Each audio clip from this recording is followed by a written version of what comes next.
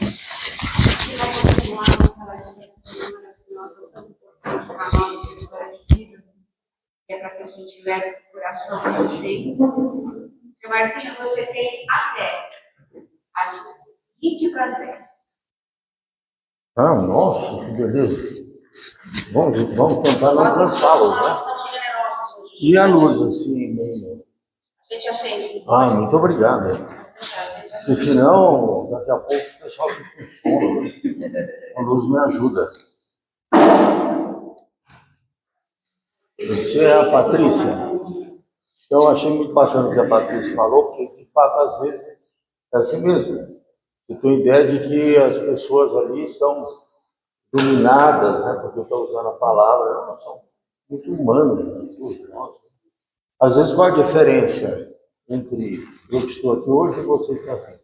A diferença é alguns meses, e lá na frente vocês poderão fazer o curso expositor e ficar. Então, só isso. Né? Fizer o curso, e passar no curso, vocês estarão aqui também. Né? Mas foi bacana o que você falou, porque eu lembrei da placa nossa. Ali, às vezes a gente passa e não lê. Então, nós elaboramos essa placa há alguns anos, justamente para a gente ter uma ideia assim de tirar o persona, sabe? Então, digamos, aqui no centro, a gente não tem personalismo. Se alguém quiser fazer carreira solo, ou eu sou bambambam, vai ficar muito sozinho aqui, falando sozinho. E nós aprendemos a respeitar e amar o Cristo. E ele também não quer idolatria nossa, quer serviço. Pessoal, trabalho no bem que vocês estão fazendo por mim. Ele falou isso, se vocês derem comida para as pessoas que estão com fome, vestir, etc., ouvir, vocês estão fazendo por mim. Mas a placa lá fora, que tem a fotografia dela, é assim. Princípios e valores. Templo do amor e do bem para acolhimento fraterno e alívio e ação renovadora com os valores do Evangelho de Jesus de quanto. Segundo, espaço de estudo, prática e divulgação do Evangelho e das revelações espíritas para o bem dos frequentadores. Almejando a fraternidade, pretende aceitação. Alguém falou disso aqui. O respeito, empatia, tudo foi falado aqui hoje, nos relacionamentos interpessoais. É o que se pretende. A ação voluntária com amor e compromisso tem sido fator de alegria e felicidade para os seus participantes. Ou seja, voluntariamente fazer as coisas, por prazer, por vontade, isso tem sido fator de alegria quando praticam isso. Aí depois diz, finalmente, o supremo orientador das tarefas é quem? Jesus. Simples. Jesus. Amém? Como diz, né? Isso é bom demais, né? O personalismo, o persona, é muito pernicioso nesse meio nosso. O dono da verdade, aquele que diz que todo mundo, né, se curva. E Jesus nos ensinou assim, né? Que nos tratássemos uns aos outros como irmãos. Ele falou assim, olha, Deus é o Pai e nós constituímos a grande família dos filhos de Deus. Portanto, somos irmãos uns dos outros. Se era judeu, não era judeu, se era gentil, né? Não importava. Mas vamos lá, então hoje nós estamos aqui para falar da segunda aula do Sermão da Montanha. Do Sermão da Montanha, as parábolas já ficaram, né? Sermão da Montanha, aí nós estamos numa fase muito interessante da escola. Qual é? A fase que nós vamos para o segundo ano, é isso? Olha que beleza! Segundo ano, nós vamos para o grau de servidor. A gestão? Ah, tá certo. Ah, é verdade, é com o fim do Redentor. E agora nós já ingressamos, se já fizer exame espiritual, nós já estamos no segundo ano como servidores. Maravilha. Essa aula Assim. Por que agora não quer? Vou ver se entreguei. Tá. É que a pilha? É que a pilha não. Apertar para lá. Como? Apertar para lá. Não, para cá. Sim. É, mas.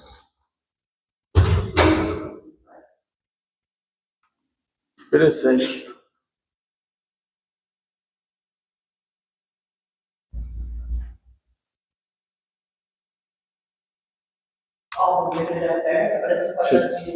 É porque aqui, ó, tá aparecendo, ó. É data de criação, né?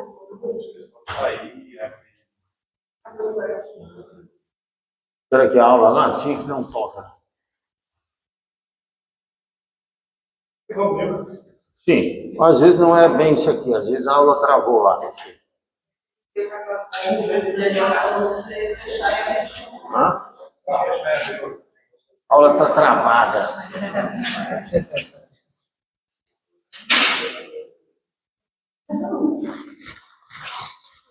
Opa! Olha, agora sim. Tinha travado a aula, né? Estava travado mesmo, eu apertei o. Ah, é? Bom, eu estou recordando que, inclusive, eu vi que quando eu estive aqui, não sei se foi março ou abril, eu mostrei esse aqui. Eu vou mostrar rapidamente por que havia uma proposta de Jesus de reforma. Então, Jesus propôs uma reforma à lei mosaica. E nós vamos ver aqui hoje que ele falou muito assim, olha, até hoje vocês aprenderam que deve ser assim. Eu, porém, vos digo que deveis fazer assim, assim, assim. Então, ele estava propondo uma reforma. Então, daí nós vamos entender por que os judeus acabaram por entregá-lo aos romanos e crucificá-lo. Porque Jesus fazia uma proposta. Os judeus tinham 613 preceitos para serem obedecidos. Não é quanto? Na escola, quantas regras nós temos aqui? Talvez umas 10, 15 regras no máximo. Eles tinham 613.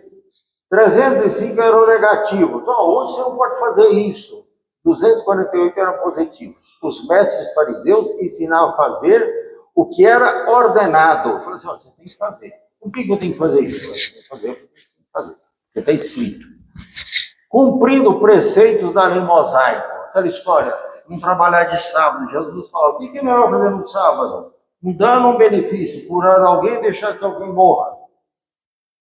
Eu fazia assim essas indagações. Ou então, ó, vocês estão comendo aí sem lavar as mãos. Mas porque não tinha lavabo, como é que lava a mão, né? Então, o povo tinha dificuldades enormes, mas não era questão de higiene, era questão religiosa.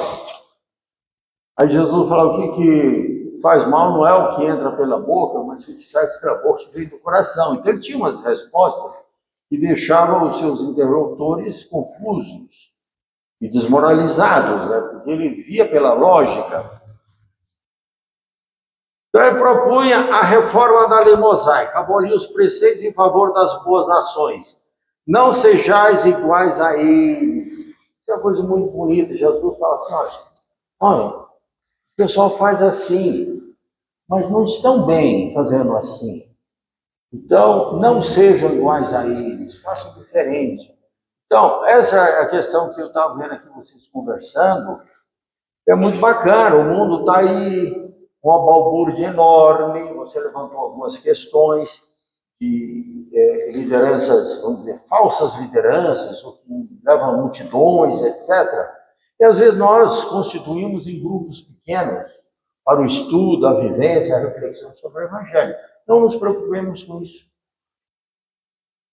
Dentro da nossa concepção e da nossa visão de mundo e daquilo que nós aprendemos e alcançamos, nós estamos fazendo a coisa certa. E não vamos dizer que eles estão fazendo errado, estão aprendendo também, a maneira deles. Mas a maneira que nós entendemos é essa, então nós vamos por esse caminho, porque Jesus falou assim, faça diferente.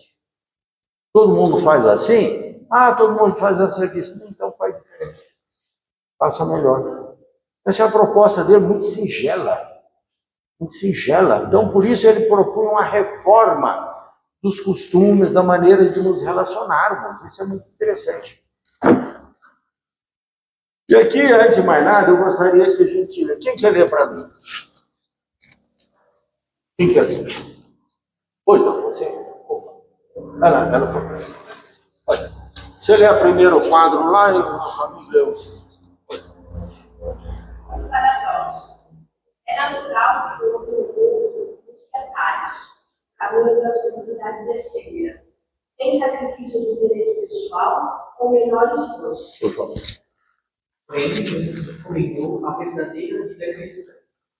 Aquilo que muitas vezes é tido por ruim, por desagradável, diante de Deus é o que realmente vai levar muitos à verdadeira felicidade. Aí estaria o reino de Deus. Um paradoxo. Deus não vê como o homem vê. O homem vê a aparência. Deus sonda o coração. Não é assim? É assim. É assim. Então, o que a gente enxerga o mundo? E quanta gente se dá mal com as ilusões, né? Envolvendo com poder, dinheiro, troca os pés pelas mãos, porque às vezes aquilo que as pessoas estão fazendo não está fundamentado em valores morais. Então a pessoa se solta à busca do prazer a qualquer preço, de conquistas transitórias, ou de poder, ou dinheiro, ou que vira pode comprar, etc., ilusões, e troca os pés pelas mãos. Então são chamados atalhos. A pessoa vai pelos atalhos, pelo caminho mais fácil. Esse não é o caminho que te leva. Não tem atalho. Vai pelo caminho. O sujeito entra numa avenida, numa rodovia linda que tem em São Paulo, tem as rodovias mais bonitas do Brasil. Iguais às melhores do mundo. Aí o sujeito entra lá e fala, nossa, como é bom, 2 pistas, 3 pistas, né? Como é bom dirigir aqui, o carro vai suavemente deslizando, e ali na frente, pá, pedágio. O cara fala, pô, tem que pagar pedágio. É o preço da rodovia, digamos. Não estou questionando se é alto ou se é baixo. Mas para você ter aquela rodovia, você tem que pagar. Aí alguém fala assim, não, eu não vou pagar R$20 de pedágio, vou dar uns atalhozinhos. Aí você vai por uns atalhos, buracos, não sei o que, bate o carro, quebra, fura o pneu, atropela alguém, sei lá, lombada, etc. Não vale a pena. Tem que pagar o preço. Nós estamos pegando essa metáfora para a nossa vida. Paga o preço da vida que você quer construir para você. Paga o preço. Tem um custo. Vale a pena pagar o preço. Então, ali fala assim, aquilo que é ruim, que é desagradável, é o que leva a verdadeira felicidade. O que Jesus mandou fazer? Olha, faz a caridade, ajuda o próximo, perdoa, ama o inimigo, se entenda com o adversário. Isso é uma coisa complicada. É fácil isso? Mas no fim você fala assim, é isso mesmo. É isso mesmo. É assim que funciona. Aqui no centro, por exemplo, falou que vocês vão ter caravana, é isso? Domingo? Quantos aqui fazem caravana? Alguns poucos fazem caravana. Então, levantar domingo de manhã para fazer caravana, do ponto de vista da nossa zona de conforto e às vezes comodidade, melhor ficar em casa domingo, dormir mais tarde, depois ir à padaria comprar umas coisinhas diferentes, tomar um café copioso da manhã. Mas aí vem o pessoal e fala assim, gente, vamos lá levar o evangelho no lar de alguém. A pessoa pode falar assim num primeiro momento, mas isso não é tão agradável do ponto de vista de prazer, de confortos pessoais. Mas no fim, a pessoa que já entendeu isso, e que fala assim, o evangelho é um benefício, que é uma luz que vai acender naquela casa, que ali vai ser um lar que estava em desarmonia, o pessoal estava brigando, daqui a pouco o pessoal vai sentar em volta da mesa e orar. Você vai falar, olha que bonito, eu saí da minha casa, abri mão naquele domingo do café copioso da manhã, em família, fui visitar lares que às vezes estão carecendo de uma amizade, de uma empatia, de uma leitura do evangelho, de uma oração. e depois as pessoas vão nos agradecer. Esse centro nasceu assim. Nós viemos aqui em 1974, sim, 75, aqui na beira do Aricanduva, fazer caravana. Eu lembro, eu tinha um grupo, eu liderava um grupo na rua Maria Paula, ali uma ruazinha, nós visitamos ali durante um ano, umas 7, 8 casas, e a gente chegava, o povo estava todo mundo esperando para a gente conversar e ler o Evangelho. De voltar com aquele sentimento de, puxa, realizei o que eu devia realizar.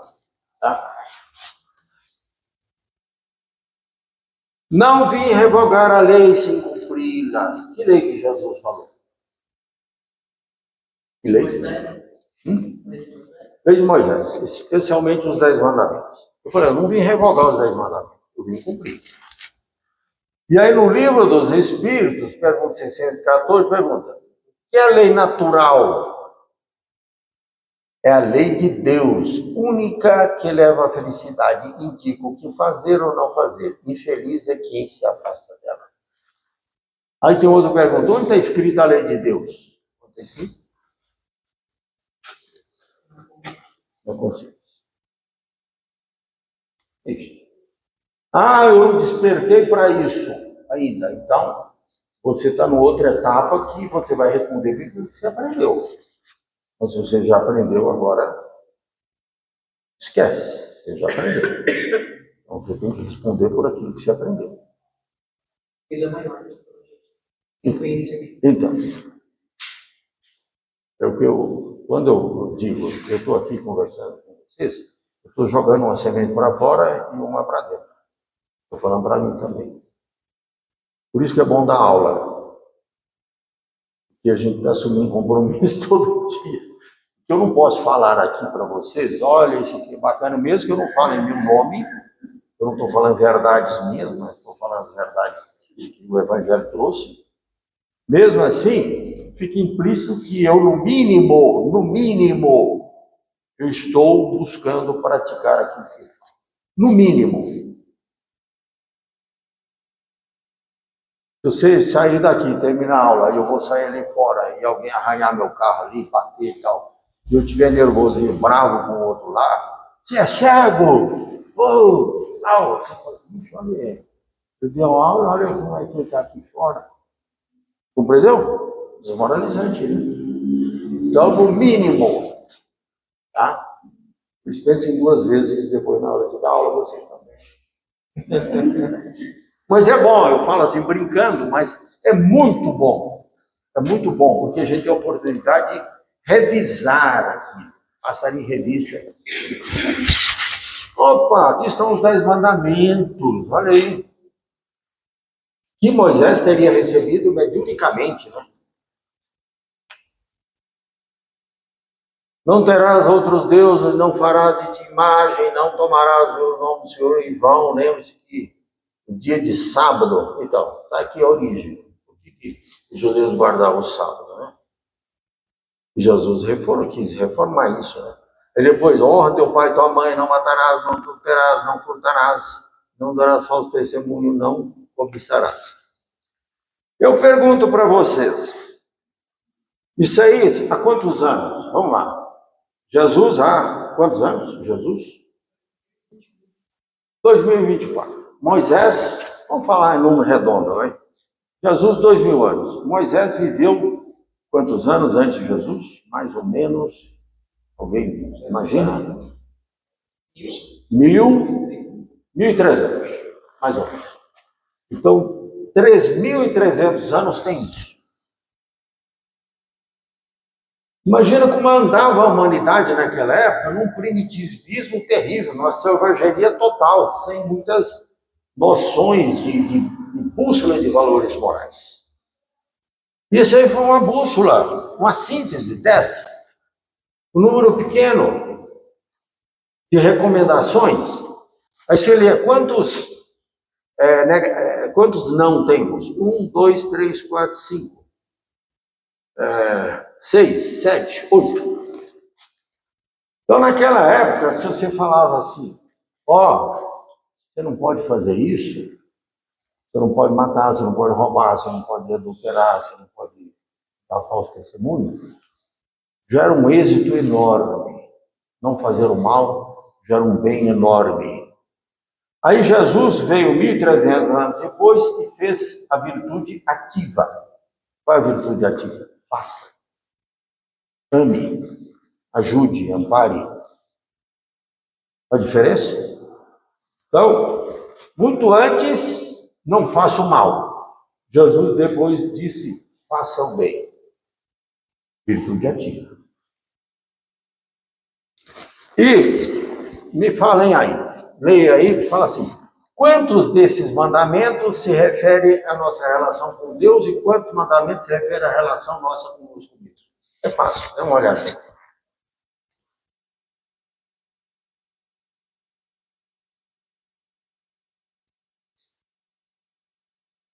Quantos? Em relação a Deus, sim. Em relação a Deus, sim. Não terás outros deuses. Não, mas aí, não farás para ti imagem, não tomarás o nome de teu Deus em vão, e lembra do dia de sábado para o santificar. Então vamos concluir que são 4. 4 desses mandamentos se referem à relação da criatura com o Criador. Os restantes se referem aqui à nossa relação com com as outras pessoas. Então, nós podemos chegar a uma conclusão que a nossa vida, ela se baseia em nossas relações. E esse sermão do sermão do monte de hoje se refere basicamente a isso, falando das nossas relações com o próximo. Então é assim, é assim. A vida é assim. Como tu relaciona com Deus e como tu relaciona com o próximo. Pronto, é isso. Ninguém chega sozinho a Deus. E chega uma multidão das pessoas que viveram com isso. A chave do paraíso é quem tem, não é você, são seus amigos. São as cartinhas de recomendação que você leva. É isso que faz a diferença. Vamos lá então? Vamos lá. Ó, o maior mandamento da lei. Amarás o Senhor Deus de todo o teu coração, de toda a tua alma, de todo o teu entendimento. E que é essa frase? Essa frase está no livro chamado Deuteronômio de Moisés. E esse aqui, esse é o maior, esse é o máximo e o primeiro mandamento. E o segundo, semelhante a esse, é amarás o teu próximo como a ti mesmo. Está no livro Levítico, também livro de Moisés. Eis aí a lei e os profetas.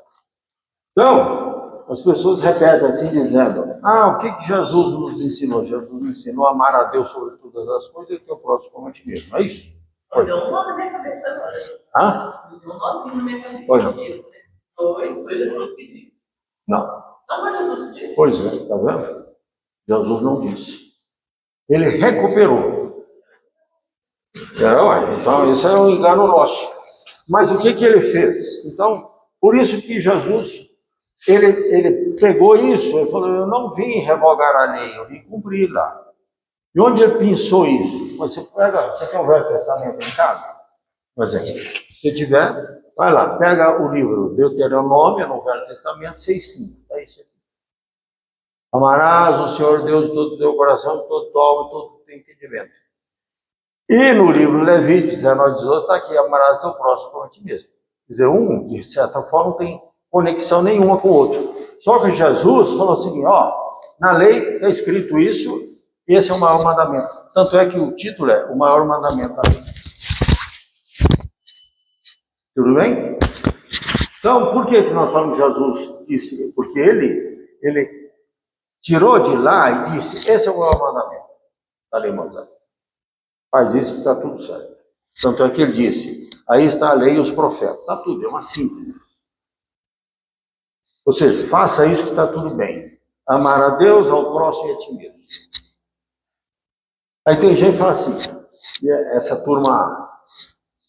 Vai, tem uma turma aí que está querendo revogar, inclusive, revogar a lei de ação e reação. Tem gente que está revogando. Não, que Deus é tão misericordioso que você pode errar, que não vai ter que pagar, e você vai. Ele dá o prazo que precisar, mas você vai precisar revisar as coisas que você fez, etc. Assim, o que está feito. Olha o futuro, mude, e que está tudo certo. Mas esse negócio de revogar, ou então assim, eu aprendi que primeiro eu tenho que me amar. Vai fazer isso isoladamente. O alto amor. E aí você vira um narcisista daquele bacana, né? Não, é junto, está tudo aí. Ó. Ama a Deus, ama o próximo e ama a ti mesmo.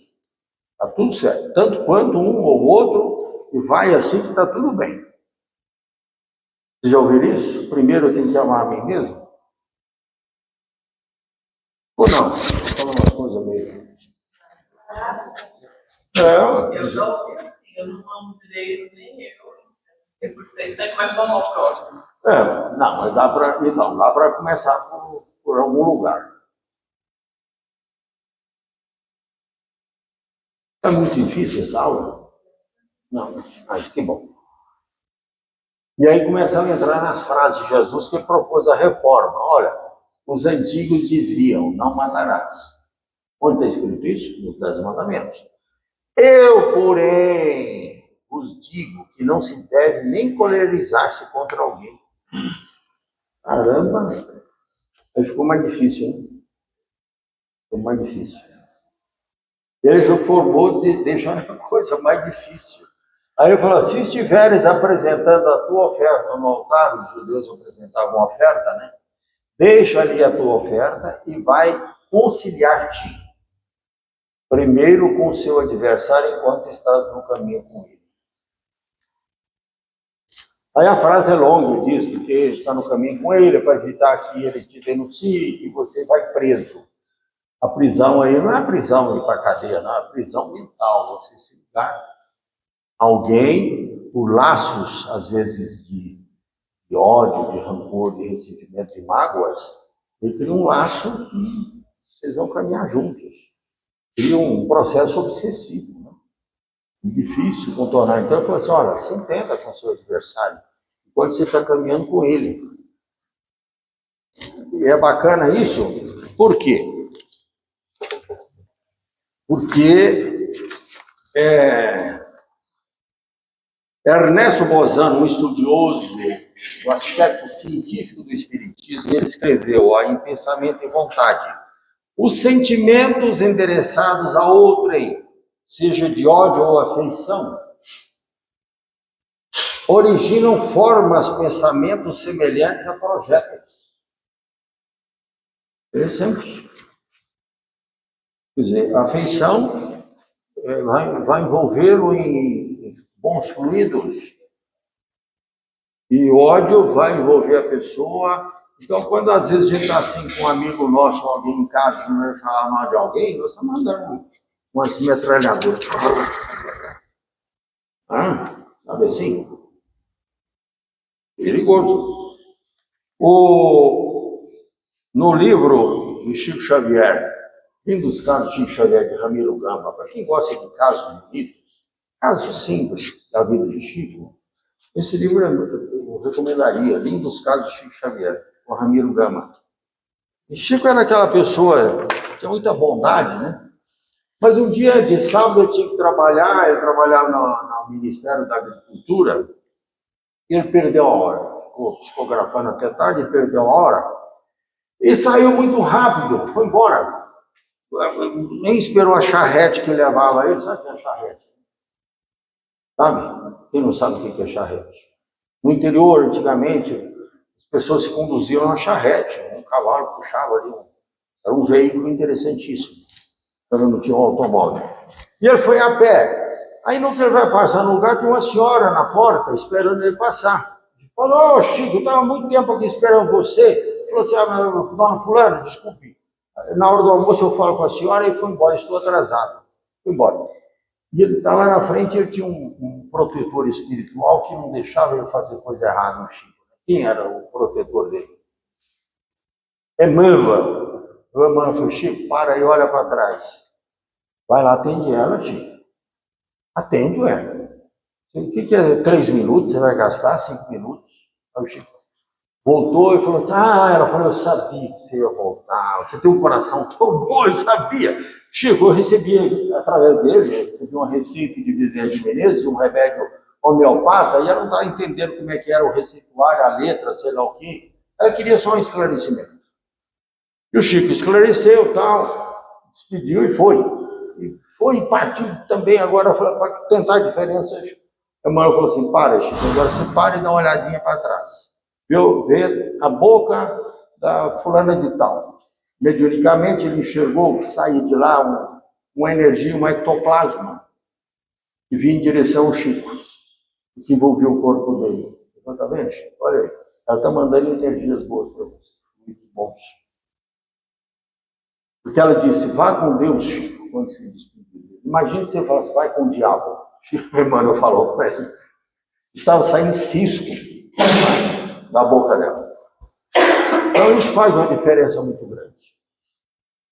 Por isso Jesus falou assim, olha, a questão, a gravidade, vai até os detalhes de nós buscarmos tentativa de nos entendermos com as pessoas enquanto estamos caminhando. Quem aqui tem o hábito de não gostar de deixar mal entendido pelo caminho? Aqui alguém tem esse hábito? De se entender com as pessoas, que às vezes houve um mal entendido, de procurar a pessoa e conversar e esclarecer. Alguém aqui faz isso? Resolver. Tem o máximo que eu faço. O máximo que pode. Esclarecer. E você sabe onde está isso? Capítulo 10 do Evangelho, sabe o que Jesus recomendou? Ele diz assim, se teu irmão errou contra você, chame ele em particular, conversa com ele. Se você se entender, você ganha um amigo. A recomendação de Jesus há 2000 anos. Chame-o em particular. O que às vezes as pessoas fazem se alguém não se entendeu? Às vezes ele vai primeiro falar mal daquela pessoa para os outros. Né? Jesus falou assim, vai lá e conversa com ele. Mas fala, eu não gostei disso que você falou, não gostei disso que você fez. Isso em âmbito de família, às vezes em âmbito de trabalho, ambiente de trabalho, né? Para conversar. É uma recomendação dele. Vamos em frente. Se teus olhos te fazem cair, arranca-os. Claro, literalmente não. O visto que foi dito, não adulterarás, eu porém vos digo, não adulterarás. Eu porém vos digo, todo aquele que olhar para uma mulher, para cobiçar, já em seu coração adulterou com ela. Agora vale, nesses tempos de hoje, modernidade, vale o contrário também, né? Naquela época a sociedade era muito paternalista, machista. Então era um homem que não podia, que pecava contra a mulher. A mulher hoje vale o contrário. Se a mulher olhar com olhos naus, o homem, a outra, né? Se o teu olho direito te faz tropeçar, arranca a herança de ti. Também foi dito, aquele que repudiar sua mulher, delicada de divórcio. Eu porém vos digo. O que Jesus estava falando com isso? Olha, essa frase aqui da Joana de Ângeles. O ser humano é aquilo que deseja, a irradiação do que sente e os interesses que cultiva. Não adianta. O que nós sentimos, o que nós desejamos, vai ser basicamente aquilo que nós. Às vezes, por censura social, nós não vamos fazer certas coisas que vai para mim, pega mal. Mas às vezes nós vamos desejar e às vezes nós vamos almejar. E nós estamos construindo dentro de nós coisas que às vezes não nos convém. Não nos convém. Então, Jesus estava fazendo uma proposta, o quê? De falar assim, olha, o adultério é um ato. Antes de você começar a cometer o ato, você veja o que você está cultivando dentro de você. Quais são os seus sentimentos? Quais são os seus pensamentos? Em relação... Não adultério só no sentido de adulterar um homem ou uma mulher, mas no todo o sentido de fazer coisas erradas, né? Coisas indevidas. Então, um caso muito interessante, diz que um cão. Então, um cão tinha achou um bocado de alguns quilos de carne. Ele pegou aquilo com a boca e saiu procurando um lugar escondido para ele comer tranquilamente, um lugar sossegado, que ninguém viesse roubar-lhe o seu apetitoso almoço. E no caminho diz que ele passou por a beira de um rio e ele enxergou o quê? Ele enxergou o reflexo de sua imagem na água, espelho. E o que ele viu? Ele viu um cão com um pedaço de carne na boca. E o que ele fez? Para cima do cachorro. Hã? Foi para cima do cachorro. Foi para cima do cachorro imaginário e perdeu o cachorro real, a carne real que ele tinha. Foi para a água. Aí ele descobriu que foi uma ilusão, confusão. Ele perdeu a realidade e viu que a ilusão era ilusão.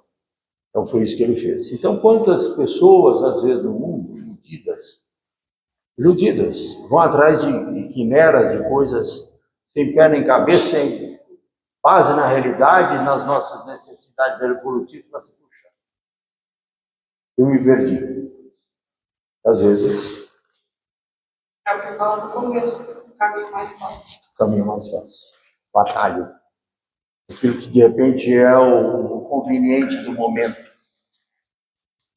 Então, o sujeito perde a realidade que é a vida que ele tem, que no caso do cão era o que ele mais podia almejar, né? Um robusto almoço daquele, e ele inconformado que o outro cachorro também pudesse ter algo. Não, eu vou tomar do outro aquilo que é dele. E aí perdeu tudo. E aqui fala sobre aquele que repudiar sua mulher, dele carta de divórcio. A lei falava, a lei mosaica.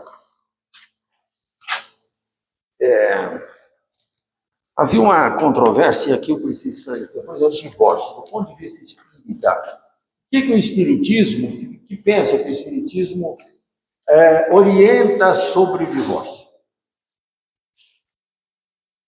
Alguém sabe? Ou não tem orientação? Vocês sabem? Curiosidade, muito bom, obrigado. Então, vou esclarecer. Perguntaram para Jesus, se é lícito a um homem repudiar a sua mulher? No caso, repudiar assim, mandar a mulher embora. Aí a lei mosaica falou assim, se você repudiar a sua mulher, você deu uma carta para ela, uma carta de divórcio. Então a mulher vai cortar aquela carta. Aí se ela for pega, por exemplo, sei lá, na prostituição, e ele fala, por que você quer prostituir? Porque meu marido me repudiou e está aqui a prova. A carta. Eu preciso me alimentar.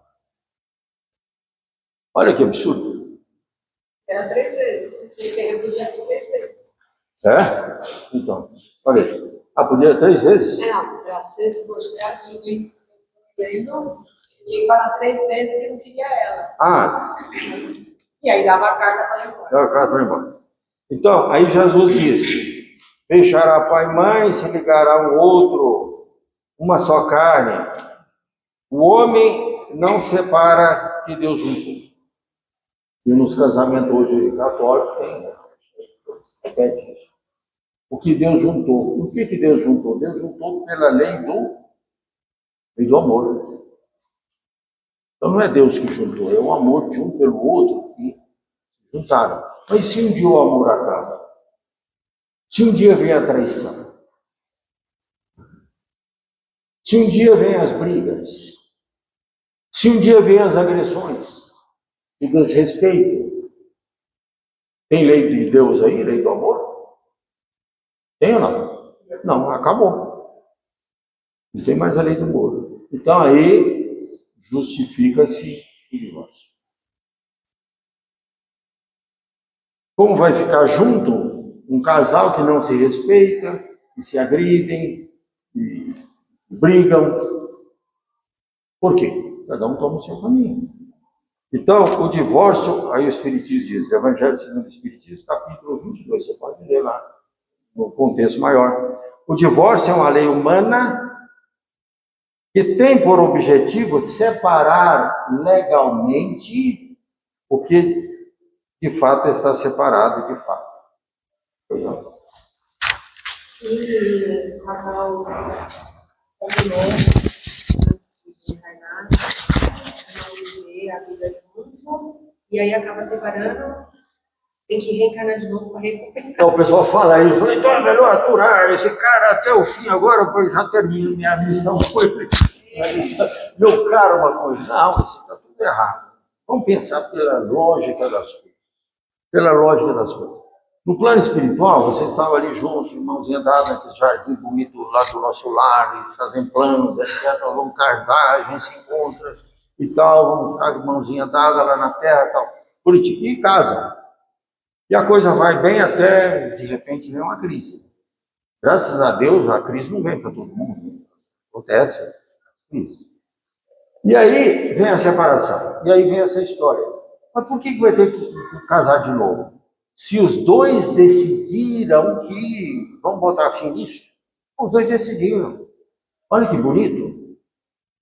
Agora, quando há mágoa de uma parte, e não houve o entendimento, etc., queixas, de parte a parte, ou de uma parte, ou de outra parte, etc., traição, coisas graves, aí uma questão que vai precisar ser resolvida, não sei como.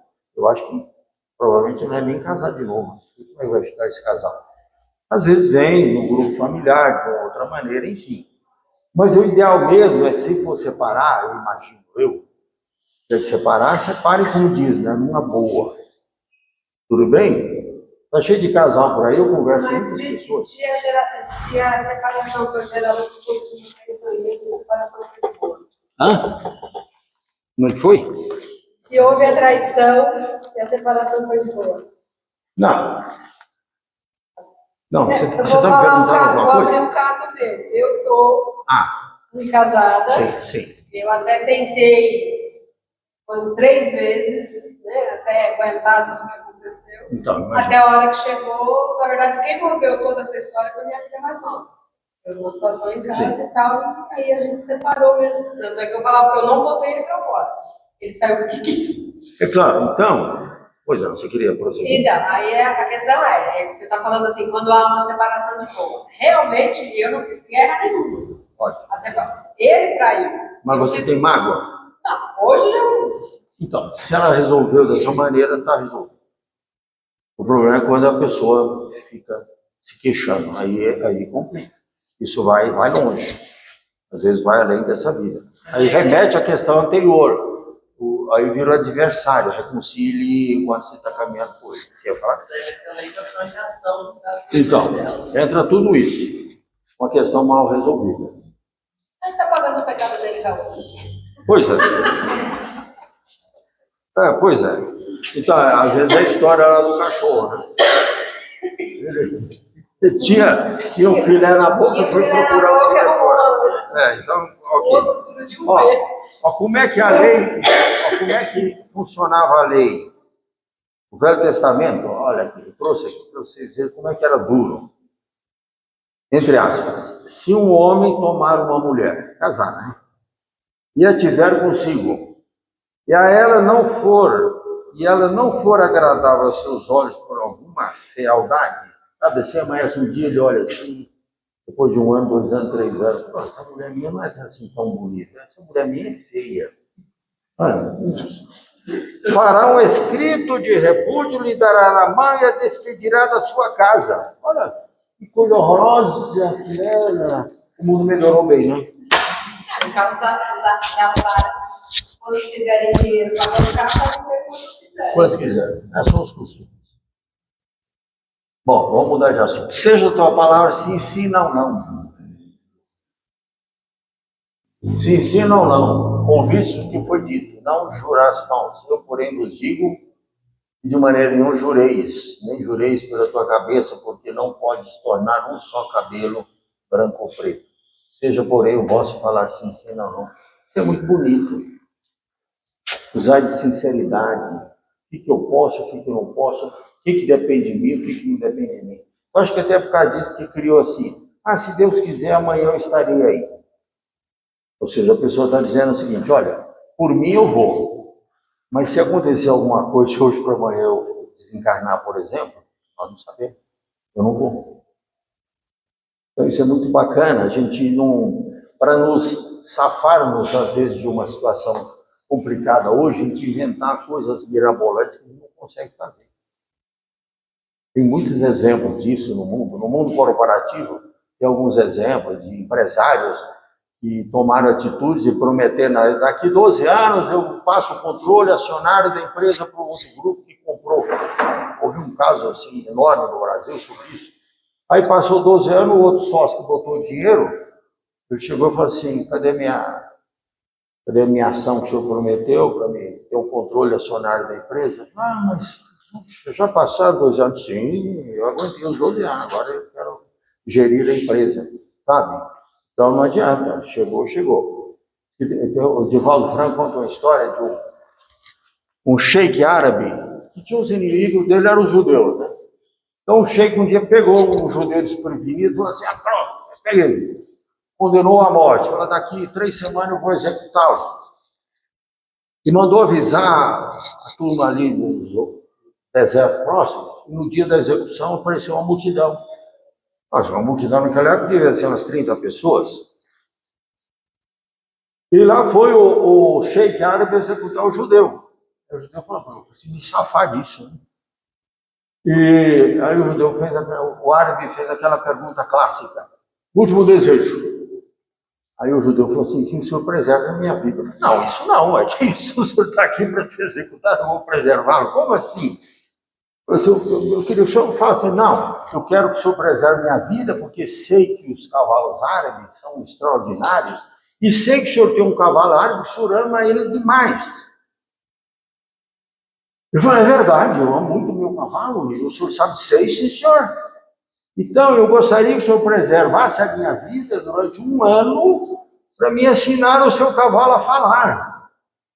Aí todo mundo deu risada e o árabe acreditou. Falou, uau, o senhor é capaz de me ensinar o meu cavalo a falar? Sim, sou capaz de ensinar o seu cavalo a falar. Falei, muito bem, então o árabe deu 1 ano de vida para ele e mandou que os guardas ficassem vigiando ele, que ele fosse lá para a baia começar o serviço de treinar o cavalo. E no que estava acontecendo isso, todo mundo indo embora, e alguém gritou, ô, judeu tolo, não vê que o cavalo não fala? Eu falei, é verdade, o cavalo não fala. Mas vai que 1 ano o sheik morre. Vai que 1 ano eu morro. E vai que, quem sabe, o cavalo fala. Ou seja, eu ia morrer agora, ganhei 1 ano, ótimo. Então, quem sabe? Então, às vezes, a gente vive na nossa vida perigosamente, assim, tentando nos safarmos disso, daquilo, às vezes da doença, corre no médico, faz exame, está certo. E sempre achando assim, puxa, acho que uma pessoa mais idosa como eu, por exemplo, quando você vai em tudo quanto é médico, faz tudo quanto é exame, fala, está tudo bem, você fala assim, pô, ganhei 1 ano.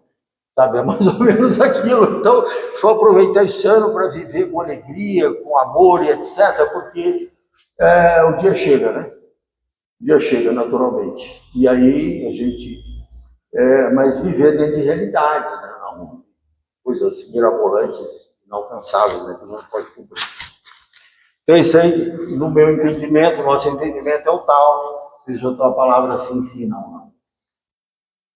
Ofereça outra face. Ouviste o que foi dito, olho por olho, dente por dente. Isso é dos antigos, né? Eu, porém, vos digo, não resisteis ao homem mau, mas a qualquer que te bater na face direita, oferece-lhe a outra face. Eu acho que na aula que eu vim aqui falar sobre escolas rabínicas, eu acho que até eu trouxe esse assunto, não sei, assim, ano passando e tal. Mas vamos de qualquer maneira, vamos lá, qual é o nosso entendimento? Agora, como eu estou falando muito, eu gostaria que vocês me ajudassem a falar. Qual o sentido será que Jesus colocou? Olha, se bater na face direita, ofereça à esquerda, também a outra face. Qual é o entendimento nosso? Se alguém fizer mal a você, releva, pega a sua vida e deixa pra cá. O difícil é dar outra parte. Por aí. Mas vamos lá. Alguém mais? Talvez um significado. Pois é, mas aí como é que é oferecer outra face? Ter novas formas, novas. Não respondeu o bem como o mal. Não, O mal com mal com mal. Com mal com mal. Isso. Outra forma. Isso. Assim, esse é meu jeito de agir. Que seja o meu jeito de reagir. O seu jeito é aquele, então eu não vou reagir da sua maneira. Alguém foi grosseiro, não vou ser grosseiro. E você pode até falar para o outro, olha, você foi estúpido, você foi grosso. Eu estou aqui falando com você serenamente. Quero me entender com você. Não é, bateu, bate aqui também para ficar rosinha. Não. Não. Altivez. Como assim? Você agiu dessa maneira comigo? Peraí, está errado. Pois não. Então, a outra face está ligada também com perdão, né? O início do perdão é não da mesma forma. Da mesma forma. E aí você mostra que você fez diferente. Você faz diferente. Tem algumas histórias bonitas, eu acho que eu já contei aqui. Mas eu vou contar outra. Eu conheço uma mulher fantástica, uma professora hoje aposentada. Ela criou 4 filhos. Quando ela estava com os filhos pequenos, escadinha, vai, 4, 5, 6, 7, 8 anos e tal. O marido um dia, como diz, né, foi comprar cigarro e não voltou mais. Foi embora. Ela ficou com os 4 filhos. E o homem sumiu no mundo, se juntou com outra mulher, etc. Ela deu conta, com dignidade, ajuda de família, o trabalho dela de professora, educar os filhos dignamente, se encaminharam, formaram, enfim. E ela morando feliz da vida na casa dela. Mas aquelas notícias. O fulano está em tal lugar. O fulano está em crise. O fulano sei lá o quê. O fulano está doente. Aí um dia o fulano chegou na porta dela. Literalmente, não sei se na porta literalmente, mas procurou ela. Eu estou sozinho, estou ferrado, estou doente, estou preparando para morrer. Você pode cuidar de mim? Ele diz, ok, você vai entrar na minha casa, não mais como esposo, para dormir na minha cama ou num quarto da casa. Tem um quartinho puxado lá no fundo, eu vou deixar você lá, vou cuidar de você, na sua doença, na sua velhice, até que você parta. Isso não é mostrar outra face? O que vocês acharam dessa história? Ah, mulher trouxa, sei lá. Mas, perdão, né? Olha que bonito. Olha, foi tão abençoado. Ela fala, eu fui abençoado, ele foi embora. E eu dei conta de educar meus filhos, encaminhar, sou uma mulher vitoriosa, só tem coisas boas para falar, tá? Meus netos maravilhosos. E de repente ela falou assim, ah, pois não. Aí sim, eu acho que é a pessoa que fala assim, ah, então eu tenho uma dívidazinha com ele? Pois não, de boa eu vou pagar. Pronto, cuidou dele. Ela não é outra face isso aí. Também um outro fator, né? Sim. Porque realmente quando a pessoa, por exemplo, você sai fora do normal, para a pessoa, porque se a pessoa fez algum mal a ti, então no momento em que você aceite aquilo e praticamente oferece o outro lado para a pessoa bater, a pessoa pensa 2 vezes assim, não é? Exato. Isso acontece com muitas coisas, né? Na vida. Né? Muitas coisas. Porque o próprio, na época, eu me lembro do filme Schindler, né? Ah, Tem uma passagem, né? E ele dava tiro em todo mundo, né? Ele ia correndo lá, para treinando tiro. Aí Schindler falou para ele assim, ele falou assim, por que você faz isso? Ele falou, eu faço isso. Eu posso. Ele falou assim, mas muito mais seria, vamos dizer, uma pessoa de inteligência, de capacidade, se não fizesse isso. pois é. Acolhesse ele como uma pessoa boa e não matasse a pessoa. Aí mudou o processo dele. Então, mais ou menos, acho que ele ensina nessa situação, né? Porque normalmente, toda vez que você tenta mostrar um outro lado, a pessoa pensa 2 vezes assim de fazer. Isso. E aceita mais. Isso para mim ficou bem claro em uma das aulas que a Ariane deu. Porque quando falavam, bate numa face e oferece a outra, como? Nunca. E eu não lembro ao certo qual foi o exemplo que ela deu, mas foi algo assim, alguém entra na sua frente, passa à sua frente e tal, e depois, numa outra situação, a pessoa olha para você e fala, deixa eu colar aqui porque ele vai estar na minha frente. Aí você pega e fala, vem, pode vir. Sim. A pessoa te olha com outros olhos. É uma forma de você dar outra face. Isso. Essas são as questões pequenas da vida, as pequenas gentilezas. Você paralisa, né? O Uma lição. trânsito. Me fechou, vou fechar. Não, vai embora, está com pressa, você não sabe o que está acontecendo com ele. Às vezes está com a mulher que está na luz, vai no carro, deixa ele embora, vai correndo. Eu falei, vou fechar ele. Não, faz diferença. Então são, às vezes, os pequenos atos da nossa vida, né? A diferença. A diferença. É só a gente experimentar. Por que eu tenho que reagir igual ele fez alguma coisa? Calma, vamos. E a gente viu quantas pessoas às vezes têm melindres, situações, complicam. Converse, se entendam. Aqui nós temos duas instituições relativamente grandes. O Centro Espírita, que é aqui no Unice. Lá também tem um Centro Espírita, que é administrado por esse centro. E temos o NAF, que é uma instituição filantrópica com 300 funcionários, 7 creches, 1.000 e tantas crianças. Então, imagina administrar isso. Tem os projetos sociais, mão estendida, ação contra a fome, projeto Crescer, Bem Viver, bazar social, trabalho gestante. E é muita gente, muita liderança. Então, a gente viu quantas pessoas, às vezes, mesmo aqui, elas têm, às vezes, embates difíceis. Disputas. Eu acho que aqui nós já vamos... Isso, olha aí, amar o inimigo. Então, essa é a questão. Ouvi isso que foi dito, amarás o teu próximo e odiarás o teu inimigo. Eu, porém, vos digo, amai os vossos inimigos. Pois se amardes aos que vos amam, que recompensa tereis? Ou seja, é normal amar quem ama a gente, é fácil. A pessoa ama a gente, isso é ama também, é normal. O difícil é amar quem não nos ama, né? Não faz os publicanos também o mesmo? E aí você fica naquela, quem é o inimigo, né? Alguém sabe dizer quem é o inimigo? Nós mesmos. Não, às vezes pode ser, mas vamos falar de alguém. Alguém inimigo, às vezes a gente está muito próximo da gente, que não se declara inimigo. E não se declara inimigo, às vezes é inimigo. Inimigo não é aquele sujeito que brigou, que nos prejudicou, que nos deu um prejuízo e sumiu no mundo. Esse ele ficou com raiva dele e tal, ele vai comprar, ou sei lá, tal. Deixa ele pra lá. Quem ficar xingando ele não vai estar bem, né? E inimigo, aqui diz, eu achei tão bacana. Ó, que uma das grandes inovações de Jesus foi mandar mais inimigo. Diz um historiador Michel Hert, ele falou que a grande inovação de Jesus foi mandar mais inimigo. Nenhum outro gesto mandou amar inimigo. Foi a inovação dele. E que é inimigo? Não compreendemos o amor aos inimigos. Pensamos no inimigo distante. Talvez não exista.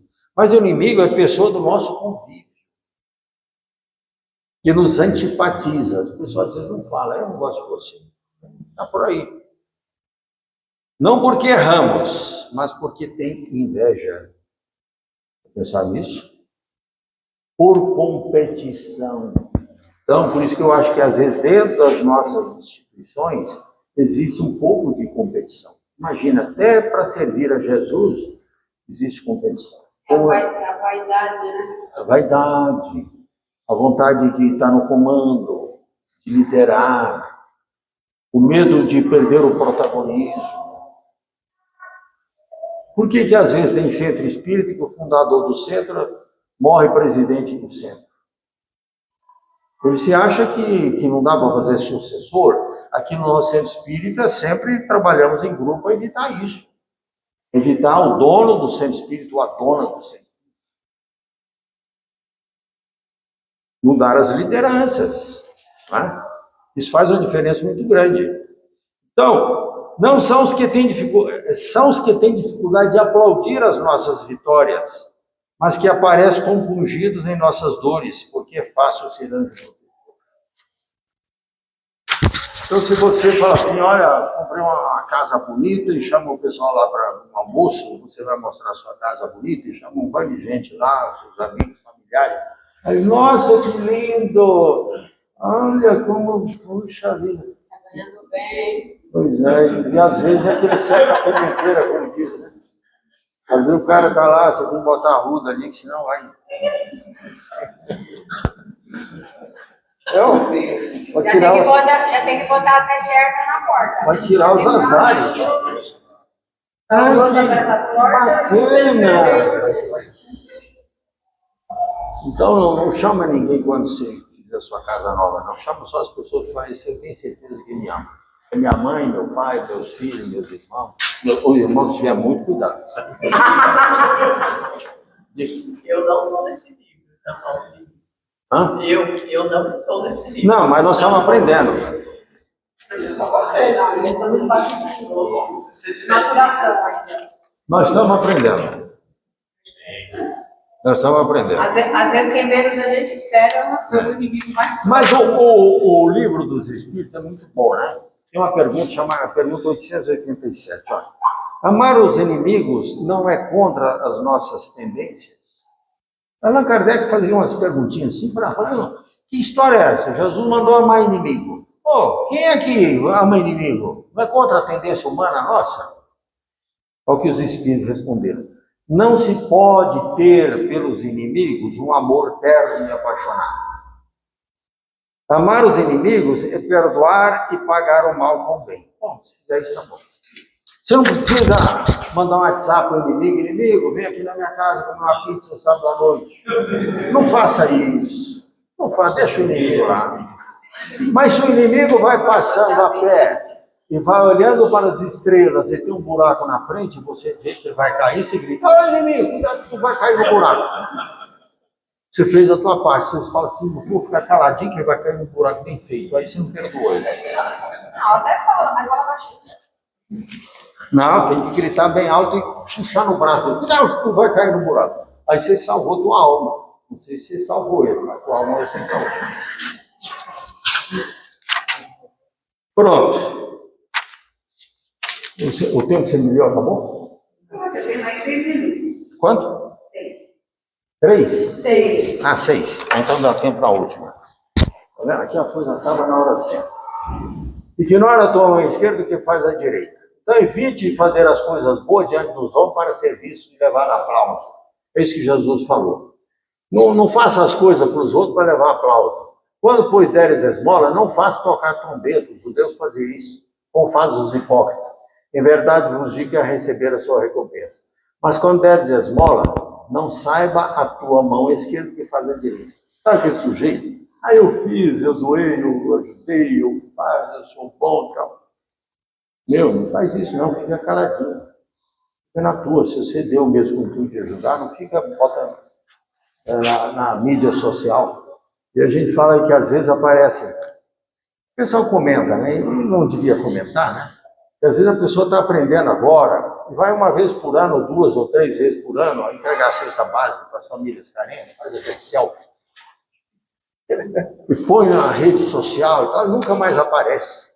Não é? Aí vai lá no Mãos Estendidas, na véspera do Natal, e tem lá um trabalho de ajudar as pessoas a tomarem banho, comer uma ceia, etc.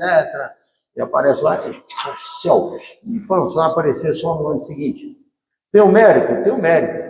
Mas por que você fala assim, olha, tá vendo eu aqui e tal? Ok, melhor anonimato, fazer o bem, não divulgar que está fazendo o bem, etc. Faz tranquilão.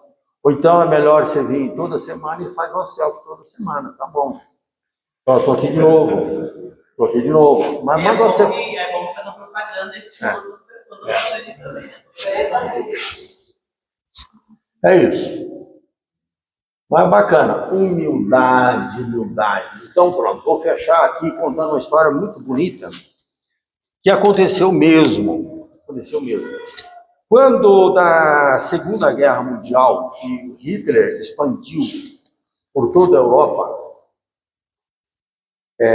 a captura dos judeus,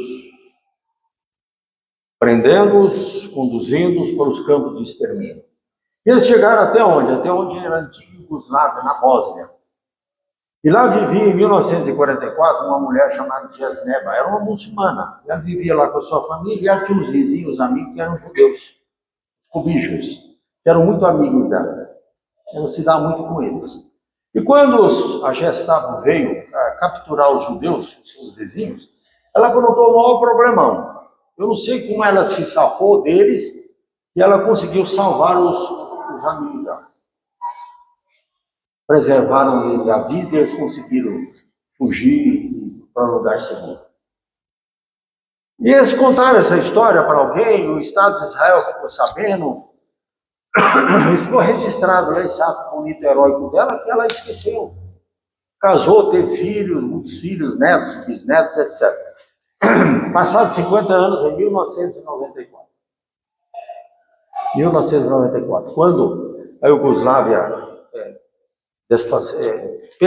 perdeu unidade. Então a Sérvia, que era o estado mais forte, um cunho racista dos sérvios, cercaram a cidade de Sarajevo, onde ela vivia, com o fito de repente, eliminar os muçulmanos. E lá estava ela, em perigo, cercada, a cidade sitiada. E eis que veio um avião de Israel, desceu no aeroporto da cidade. E alguém veio e disse para ela que ela tinha um salvo-conduto e tinha cidadania israelense que ela havia ganhado.